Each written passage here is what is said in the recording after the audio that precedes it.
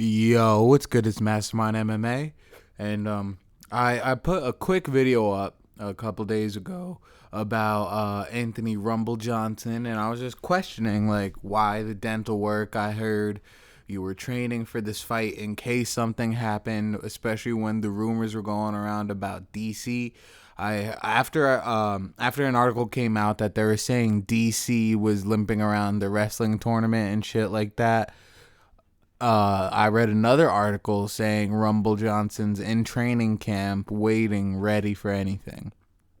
But then Jon Jones went on the MMA Hour last week, not the newest one, and was talking about how Dana and the UFC said Rumble accepted the fight and then offered that fight to Jon.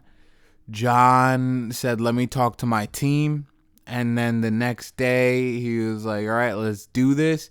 And then when he accepted the fight, they said, Rumble got dental work done. He can't put in a mouthpiece for 3 weeks. And Jon was like, I don't get how you're going to accept a fight and then turn down a fight. How can you turn down a fight you already accepted, kind of? So Anthony Rumble Johnson got wind of this, and he posted a video. I don't know if it was him recording, but motherfucker looked like he was recording whilst driving and making eye contact with the camera and shit. But that's besides the point. But Rumble, I mean, that's some skill if you could do that. But Rumble was saying, like, he was like, okay, so Jon basically threw me under the bus from what I'm hearing. I don't know what he was told. I got 4 screws in my jaw. Why would I accept a fight? I've never accepted that fight. And I don't know who told Jon what or what Fugazi stories are going around, but he's like, I don't address stuff usually, but I wanted to put this video up of me myself saying I never accepted the Jon Jones fight. I don't know what Jon's hearing. Whoever's telling Jon what they heard is wrong. And I want to set the record straight. I never accepted that Jon Jones fight. And that's coming from Rumble. And bro, if you got screws in your jaw, that makes sense. You know what I mean? Why would you fight the pound for pound greatest with dental? Like, all right, I know I kind of messed with DC a little bit, but I can. The only reason I messed with DC is because he wasn't open about it. You know, he still was attacking Jon. Rumble said straight up, look, I got 4 screws in my jaw. I can't fight right now. Which, as much as I would have liked to see the fight, I totally understand. Because at that same token, I would like to see the Rumble Jones fight with everyone 100%. With Rumble at a full camp, Jones at a full camp, expecting it. And I'm going to be completely honest, man. After Daniel Cormier pulled out, there was like an article that came out that said Jones Johnson reportedly official, which it wasn't. But when I read that, I got pumped up. Because that's basically literally the true return of Jon, in my opinion. Because that's the fight that he had scheduled. They already did the face-off, and then he got in all his trouble. So it's really the true return. You see, him fighting DC is kind of like him set back a notch. Like, all right, you got to do a redo of something that you don't need to do. It's kind of a waste of time. And then you could go from there.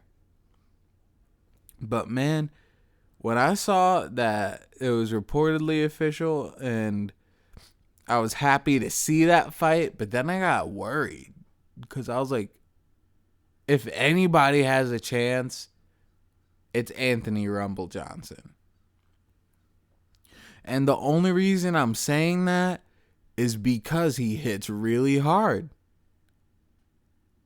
And the thing is, the only time I could think of Jon Jones's chin being checked is when he ate a hard punch from Lyoto. But when you look at Lyoto and Johnson, that's like two different species. You know, Anthony Johnson is like a Derek Lewis type guy. You know, a hard hitter. And yeah, I'm glad that Rumble set the record straight on that, because I like Rumble. He's a good fighter. His last win was a face down, ass up destruction of Ryan Bader. I shouldn't even call it destruction, dog, because he just straight lulled his ass to sleep. And that was just to touch on that real quick. Never have I ever seen a motherfucker just eat a ground and pound punch that hard and just go out. You know, usually they like eat the punches and then like they stand like when the ref stops it for the TKO, they just like lay on the ground like, oh fuck, I lost my face, but they're not unconscious. Dude, Johnson straight punched him and he was out. Out. And, you know, AJ almost knocked out DC like the first punch he threw. So that he's a dangerous fighter in that regard. And, you know, I hope that they reach out to each other, Jon Jones and Anthony Johnson. You know, I hope they open up a line of communication, because I don't want to see like any bad blood develop between those two, you know. I would like to see a good, healthy competition. And Jon Jones said, like, dude, everybody I've been fighting, he basically said, like, all the black people I fought, we've had issues with each other. So it's nice to have like a brother that I don't have an issue with, when he was talking about his originally scheduled fight for Anthony Johnson. And last night, for some fucking reason, bro, Sunday night, I couldn't fall asleep. So I was up the entire night, did whatever the fuck I had to do on Monday with no sleep. And then Monday night, I'm like, all right, let me get to bed. And then 10, 11, 12, no sleep. 1, no sleep. 2, no sleep. And 3 motherfucking o'clock, I finally fell asleep after not sleeping for over like 48 hours. So in that time of no sleep, I was watching some old Jon Jones like post-fight press conferences, and I watched the one where he got the belt and was telling the story about the thieves, and you know, when he choked out Machida, and when he beat Rampage, and he beat Rashad.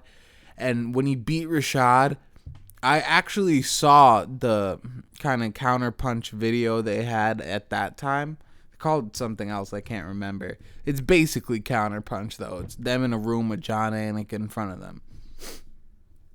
And, dude, basically everything that Rashad Evans said to Jon Jones, Jon Jones said to DC in the clip I saw of their Counter-Strike.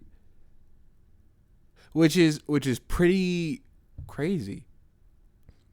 Cause Rashad said to Jon at that time, you got the belt, but you're not the champ. That's what Jon said to DC. And then Rashad said, yeah, well, you got to beat me to be the champ, and just going on. And it was kind of a weird parallel, I noticed. And just to see the perception, and even like the rapport with Dana White, man, like that shit's like, to see what it was to what it went to, something had to happen on the inside. Meaning, like, between Jon Jones and the UFC brass and the higher-ups. I'm just going to say, like, Dana Lorenzo. you know? Because, like, if you see, honestly, bro, I think when Dana White threw Jon Jones under the bus at 151, that kind of made Jon Jones be like, yo, fuck all you guys.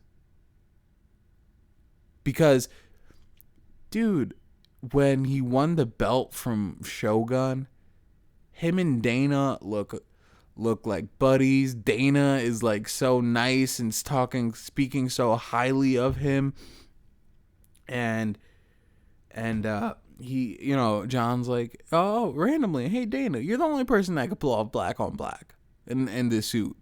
Dana's like, thanks, man. And it looked like a good relationship they had. Even if it was for the public, it still looked like a good relationship. And then, like, later, you go down the line. Oh, really quick. I just wanted to chime in and say, I saw a clip that I saw after it happened, but forgot about it. When DC fought Gustafsson, and Dana White did the interview, I think it was with Megan O'Leary, and she was like, well, what do you think about people not... what do you think about people saying Daniel's not the real champ? Dana White, the president of the Ultimate Fighting Championship, said, I could totally see their point. I believe that in order to be the man, you got to beat the man. And right now, the man got in a little bit of trouble. So right now, Daniel's the man. He said that. He basically said, listen, he's not, but John's not here. So he's all we got right now. And when Jon comes back, John's that guy. I think it's out of respect. They're making it run it back with DC to get that belt. Because they could have reinstated him from the... I don't know if there's any rule. If you're stripped, you have to earn it back in the ring. But, bro, they're the ones making the rules. They could change that shit easily. Jon Jones never lost the belt. Even with Dominic Cruz, he could have came back. With the belt. I get that there was another guy that was the top of the division. But I think when they strip a guy like that, that's just like it should be case by case. It shouldn't be a general rule. But yeah, I got a little off topic there. Not really. It still was all relative. But yeah, so AJ said, dude, I don't know what fugazi information you got. I never accepted the fight. And he put that video up himself, recording it while driving himself. Probably uploaded that shit while driving himself. So, I appreciate that he came out and said something. Because, it didn't seem in line with AJ's character to do that. And I'm glad things were clarified, or at least another side of the story was presented. You already know it's Mastermind MMA.